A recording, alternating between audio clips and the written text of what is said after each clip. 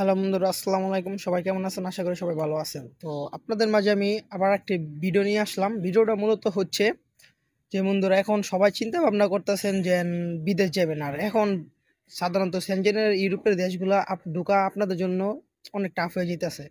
তো অনেকে চিন্তা ভাবনা করছেন যে বন্ধুরা এখন দেশ ত্যাগ করবেন, মিডল ইস্ট যাবেন, যেমন সৌদি, ওমান, কাতার, বাহরাইন, দুবাই, মালয়েশিয়া সহ এরকম আর অনেকটি দেশ। তো এইসব দেশ থেকে না যাওয়াই আমি বর্তমান মনে করি বেটার, কারণ অনেক মানুষ বেকার বসে আছে। তো এখন আমার সাজেশন একটাই। তো বন্ধুরা, বর্তমান একটি দেশের ভিসা রেশিও অনেক ভালো এবং ভিসাও হচ্ছে।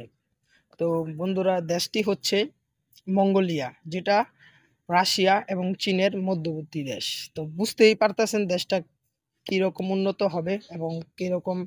তো ওখানকার শিক্ষা ব্যবস্থা, তারপর জীবনযাপন ব্যবস্থা অনেক ভালো। আর ওখানকার স্যালারিও বর্তমান ভালো দিচ্ছে বাঙালিদের জন্য।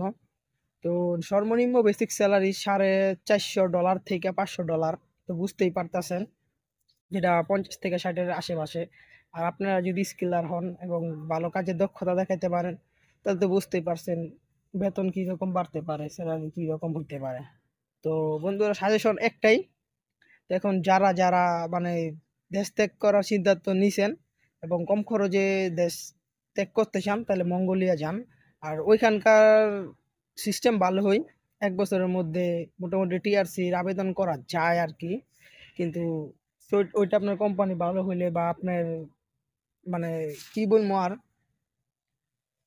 লিগালাইজেশন সব ঠিক থাকলে হইতে পারে। আর ওইখান থেকেও ভালো ভালো দেশের এম্বাসি আছে, ফেস হইতে পারেন। লুক্সেমবার্গের এম্বাসি আছে, ঘাটাঘাটি করে যা দেখলাম। কিন্তু আপনার কপাল বা নসিবে থাকতে হইব। তো ছোট দেশ দিয়ে আগে শুরু করেন। ছোট দেশ হইলো বর্তমান ভিসা রেশিও 12 এবং বেতনও মোটামুটি ভালো। তো আমি সাজেস্ট করবো সবাই মঙ্গোলিয়ার দিকে ট্রাই করেন।